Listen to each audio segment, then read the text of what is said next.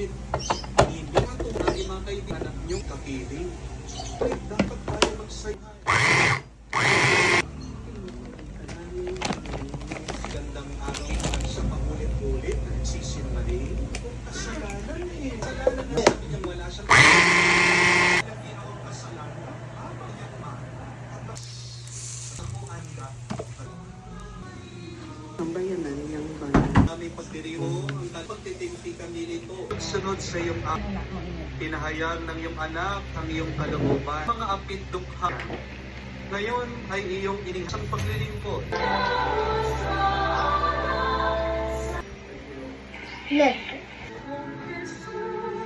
Alusan sa katawan at tubo ni Kristo. Wow!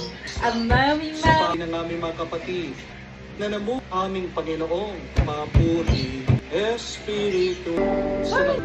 Malamang. Sumasalangit ka. Ginamit ko. Okay, Torn. Sorry Ay, yung number ko, yung ano,